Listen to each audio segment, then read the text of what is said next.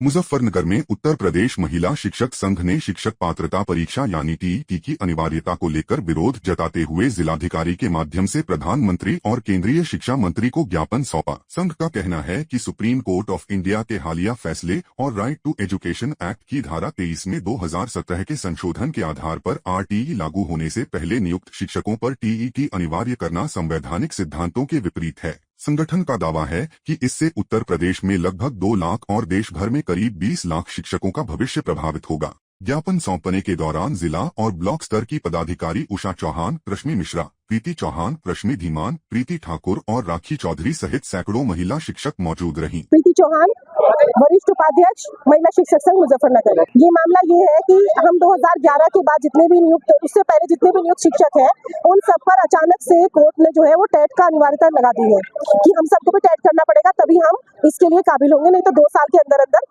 सरकार हमें निकालने का प्रयास में है। और ये बहुत गलत है। आज से पहले ऐसा कभी नहीं हुआ कि इतने सालों बाद कोई नियम लगाया गया हो और 23 सालों बाद ये कहा गया हो कि पहले अब आप अपनी वो करो, ये वाली क्वालिफिकेशन अपनी क्लियर करो, उसके बाद हम आपको कंटिन्यू करेंगे।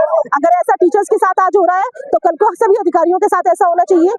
अधिकारियों के 10-10 साल बाद, 20 साल बाद उनको बोलना चाहिए कि अब आप यूपीएससी क्लियर करो। अब आप बैंक वाले जो है लगे हुए हमारे कर्मचारी, कि उनको बोला जाए कि वो अपने क्लियर करें कोई एग्जाम। तो ये बहुत गलत है। ये आज से पहले कभी नहीं हुआ है।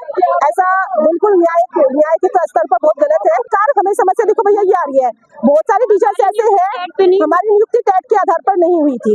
जिस साल हम सब टीचर्स की नियुक्ति हुई थी, चाहे किसी की 2009 में हुई हो, चाहे किसी की 2004 में हुई हो या उससे पहले हुई हो, उस टाइम जितनी न्यूनतम अर्हता थी वो उस समय उस शिक्षक ने पूरी की है। अब आज इतने सालों बाद कोई टीचर 45 साल का है, कोई टीचर 49 साल का है, कोई 55 साल का है, इतनी सारी समस्याएं हैं फिजिकली।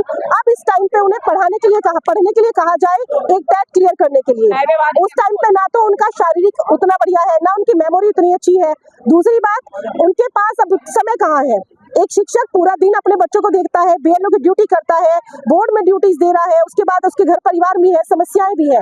उस टाइम पे उनसे ये कहा जाए कि आप 21-22 साल के बच्चों की तरह टेट का क्वालिफाई करो, वो कैसे कर सकता है। उसकी मेमोरी अब उतनी अच्छी नहीं है कि वो ये वाला कार्य कर सके। हम उसके खिलाफ नहीं है कि हम ये नहीं कह रहे कि हम टीचर है तो हम काबिल नहीं है, हम है काबिल। हम शायद उनसे ज्यादा काबिल हैं जो टेट और सुपर टेट करके आए हैं, क्योंकि हमारे पास हमारा एक्सपीरियंस भी है, अनुभव भी है। और अब टीचर ये कहा जा रहा है कि टीचर टेट क्वालिफाई करे, तो हमारी समस्याएं भी तो सुनी जाए। तो हम टेट क्वालिफाई बिल्कुल नहीं करेंगे, हम टेट नहीं करेंगे। हमारे बहुत सारे साथी हैं जो टेट नहीं कर सकते हैं, तो हम टेट का पूरा आश्वासन उन्होंने दिया है कि वो हमारी बात हमारे प्राइम मिनिस्टर तक पहुंचाएंगे, और ऊपर से उन्होंने आश्वासन दिया है कि वो उनसे बात करेंगे और हमारी समस्याओं को उनके सामने रखेंगे।